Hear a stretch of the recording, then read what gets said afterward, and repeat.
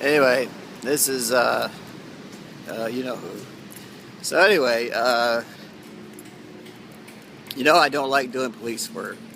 That's not my forte. That's not my calling.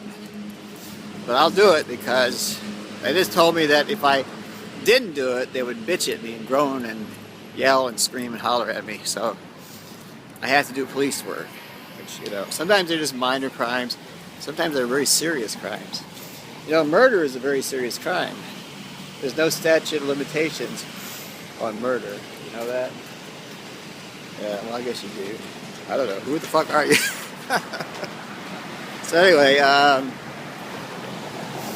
you know, there's been various serial killers, I guess. Before they even called them serial killers, there were people killing one after another. They just go around murdering people. They're just, you know, rampant murderers. So anyway, but in the quote-unquote modern era, they started calling them serial killers. FBI had profilers. One famous film that detailed a serial killer called Buffalo Bill was Silence of the Lambs. It turns out the person that was responsible for those murders was a transsexual. That is, a person, you know, a man that wants to be a woman, but has some issues. So anyway, it begins with, well, you know, one of the FBI deputy directors going to Quantico, where the FBI has a training facility, and seeing this woman charging up a hill in a very wooded area. Anyway, and that woman was, the actor was Jodie Foster, famously tracked by John Hinckley, who tried to assassinate President Reagan. I like President Reagan. He's a very nice man. I never met him, but I know he's a nice man. It's too bad he got Alzheimer's. But anyway, what happened was, in the film, they have this ongoing murderer. That is to say, they call him Buffalo Bill because he literally skins the women that he abducts and later murders, but he takes a piece of the skin off of their back, mostly their back. And they call him Buffalo Bill in the news, you know, the tabloids and the sensational shit. But anyway, that's what happens. So the FBI is eager to try to catch Buffalo Bill before he does any more stuff. But a more serious matter, there's a senator, a United States senator, whose daughter is abducted by Buffalo Bill. And the way Buffalo Bill works is Buffalo Bill, you know, dresses in some form or fashion to allure their victim in. And in this case, they had this old van in a parking lot, and it looked like an old man with a beard trying to push a sofa into the van, right? So, but this is the serial killer. This is the murderer. This is Buffalo Bill. What happens is the woman, well, you know, nice woman, kind of heavy set, but she goes over to the man and she says, "I'll help you push the sofa into the van." Well, that's when he grabs her. That's when he grabs her and he puts her into the van, you know, ties her up, gags her, whatever, and then takes her to his lair. I mean, this is a true fucking lair. This guy is a freak on his stick, man, I swear to God. But anyway, he throws her into this pit, and he keeps telling her to put this lotion on her back. Well, the reason for that is he wants to make her skin nice and soft, because he's making an artificial woman. He's making a skin of a woman so he can inhabit it. I mean, it's not that funny, really. I mean, if you think of it, real, what would happen if somebody really did shit like that? Dismembered bodies, threw them into the river. What would happen then? Well, you know, people would be shocked. They'd be dismayed. They'd say, "Oh my God, a serial killer!" Yeah, John Wayne Gacy. He lured young men to his house where he killed them. Well, he raped them, killed them, and then he buried in parts of the house. He was a contractor. And there's Jeffrey Dahmer. I think he began killing him when he was in the army. But according to reports, he began when he was in Ravenna, Ohio. He picked up a hitchhiker.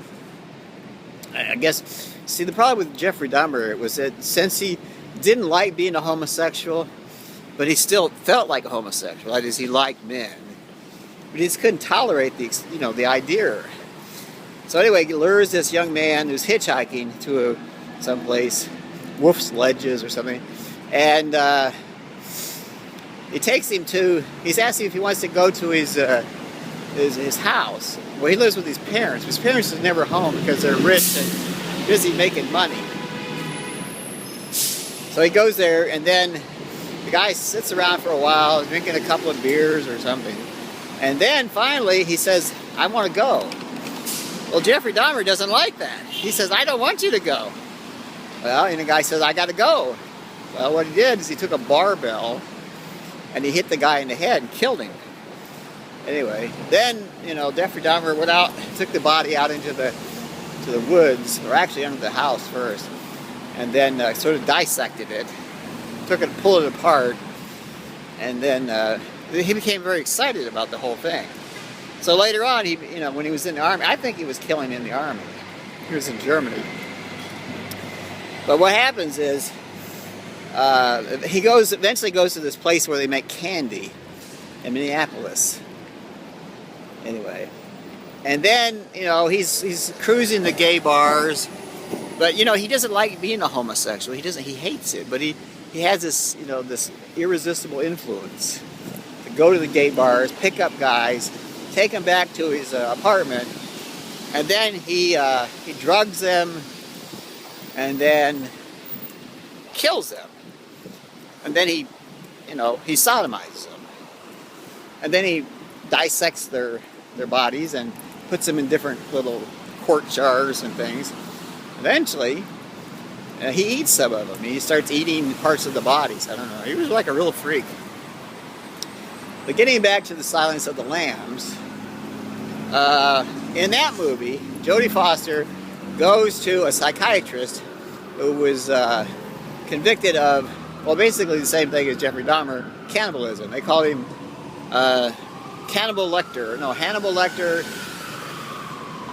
Cannibal Hannibal. I don't know, something like that. But this guy was, going around killing people and eating them. But he was a psychiatrist, so he knew the stuff. He knew what was going on. So, but he's locked up now. Because they convicted him of being, they convicted him by reason of, he was not guilty by reason of insanity. He was committed to a mental institution. But he's a very dangerous man. There was this one point when he feigns chest pains and then goes to the infirmary, and then he's tied up, but he's able to, and they're monitoring his heart. He's able to reach up and bite the nose off the nurse that's attending him. And according to reports, his heart rate never even increased. I mean, he did all that stuff, and it never raised. Their heart rate was completely stable. True sociopath, psychopath. But anyway, getting back to the Silence of the Lambs. So, Jodie Foster, the FBI director, says, "Well, go try to interview Hannibal Lecter and see if he'll talk to you." Well, first of all, he doesn't want to talk to her. He wants records, but he wants freedom. He wants a window view. That's what he wants. But eventually, he does decide that it can be used this entree by Clarice Starling, interesting name, to his advantage. So he says, "I'll look at the file that you have on Buffalo Bill." Anyway, so here's the thing. Now, Hannibal Lecter is very, very crafty, and at some point, after a week or so, he gives her something which she finally interprets as a very, very important piece of information.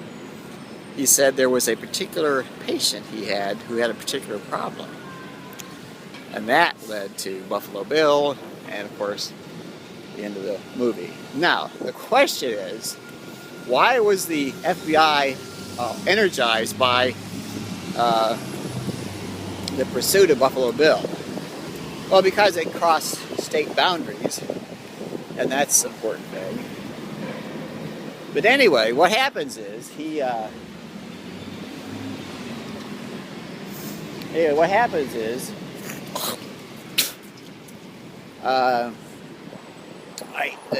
Clarice Starling goes to a storage locker. It's been locked for a long, long time, and she has to use a car jack to get the thing up, to get the door up. She finally gets it up, and she finds all this stuff. Anyway, eventually she finds Mosk. Yeah. So anyway, they don't know who the owner was, except they paid like 5 years in advance or something. They paid for 5 years of the storage locker. So anyway, now it turns out that Hannibal Lecter is busy doing what he's doing, which is like pretty much causing all kinds of grief for the FBI. And of course the doctor, which he really, really hates, the one that's supposedly taking care of him. But anyway, what happens then is that they're in pursuit. Anyway, first they have a false alarm. They bust into somebody's house, and turns out to just be in Chicago. Anyway, but eventually they're pretty sure they have the right place. You know, someplace they know that that person is. And they got this SWAT team going, FBI SWAT team, headed for this place. Now, in the meantime, Clarice Starling, Agent Starling, is convinced that they're not on the right track. So what happens is she's going someplace like West Virginia or something, like Charleston, West Virginia. Anyway, so she's headed there, and the FBI, they're all going the other place, in Chicago. Anyway, so what happens is Agent Starling goes to this little fucking town near Huntington or someplace, and she discovers that there was a person who liked to make dresses, had really big hands, and evidently was a transsexual. So she goes to that person's house, and then she almost gets killed. But that is the end of this story right now.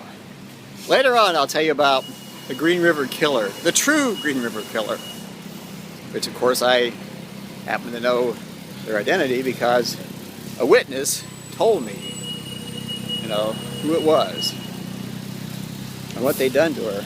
So I gotta go because I don't know. The witches are warning me to shut the fuck up. So anyway, this is Operations Officer Windfall. Shutting the fuck up!